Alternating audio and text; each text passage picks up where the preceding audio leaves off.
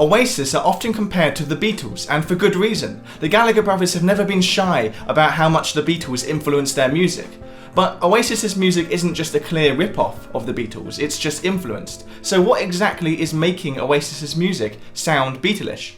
Let's start by looking at some examples of Oasis songs that are quite clearly inspired by the Beatles. This is the piano intro from Don't Look Back in Anger. It starts on a C chord with what I would call a top-bottom pattern. And then it moves to an F chord in second inversion, and once again we get that same top-bottom pattern. Any guesses to what inspired this?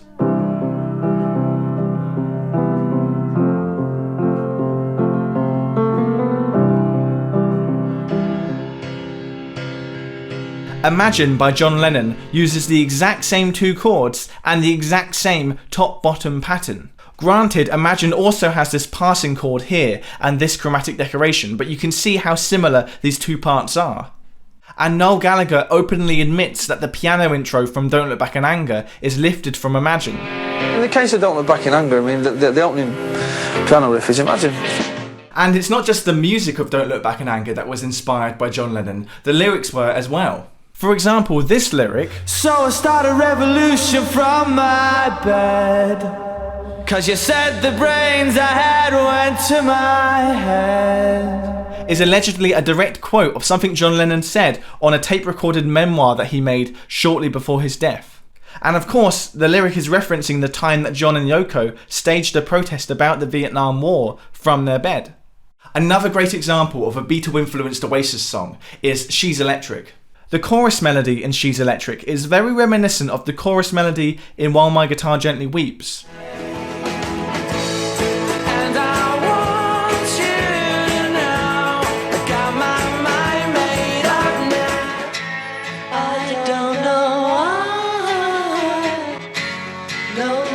Told you. The part which is most distinctive is when the melody jumps up to this G sharp and then climbs down F sharp and then E. Both melodies do this in the exact same fashion. And I want you now. I don't know why. And the outro to She's Electric is incredibly similar to the outro of With a Little Help from My Friends. Yes, I get by with a little help from my friends, with a little help from my friends.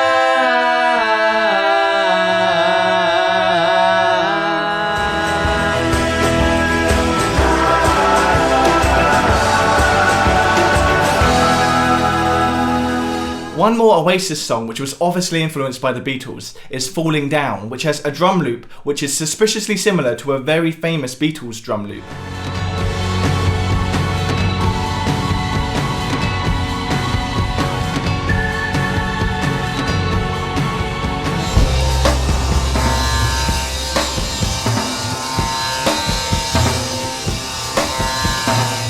But on this occasion, I do think we can let Oasis off from using this blatant rip-off of Tomorrow Never Know's drum beat.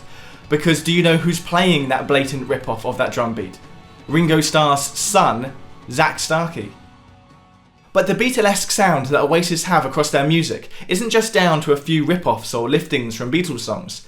It's often more subtle and down to the particular instrumental choices that they made on some of their songs. For example, the mellotron is an instrument closely associated with the Beatles, as they were an early adopter of it.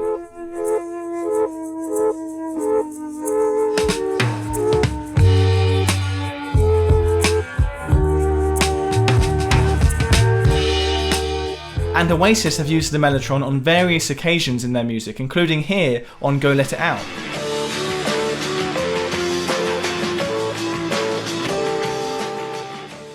The use of brass and chamber orchestra in a rock band setting is a signature part of the Beatles' sound, and it's something that Oasis use a lot too.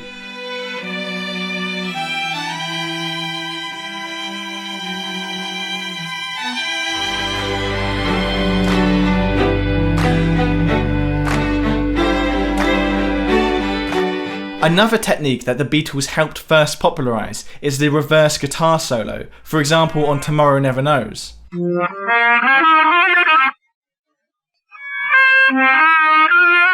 And you can hear a similar reversed guitar solo on The Master Plan by Oasis.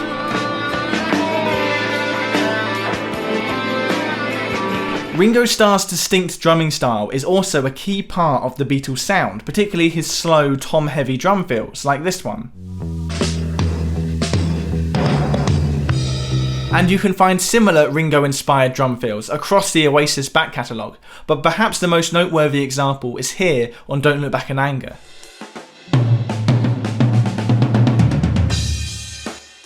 Now, beyond just the sound of their music, Oasis have crammed their lyrics full of Beatles references. Here's just a few examples.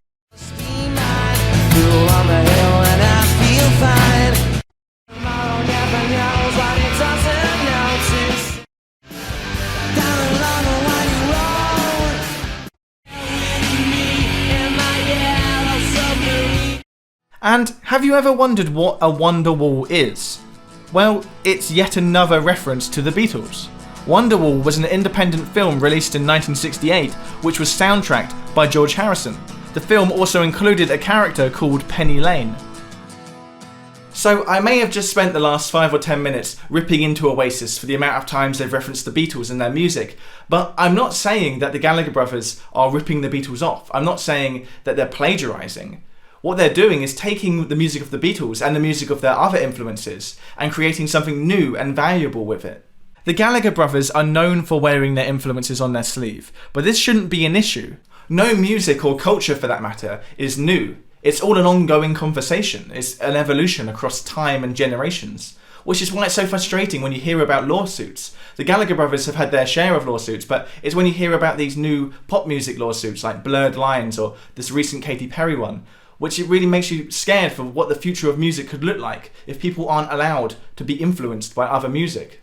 And in the words of Noel Gallagher himself, it's nobody's sound to own. I just try to get out what's in my head, and that's that's the sound that's in my head. I mean, like the Beatles never invented string sections. The Beatles never invented rock and roll music. The Beatles didn't invent nothing. The Beatles were just doing what the Shirelles were doing 5 years before them. We were doing,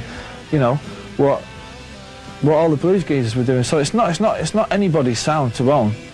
So I'm sure I didn't hit all of Oasis's references to the Beatles, so if you can think of any more, please stick them in the comments down below.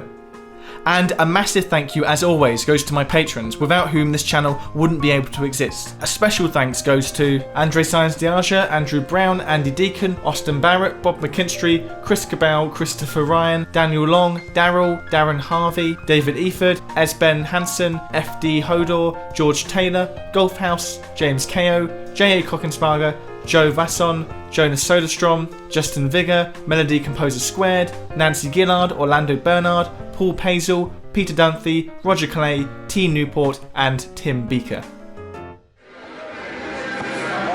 You still regard Blur as your biggest rival?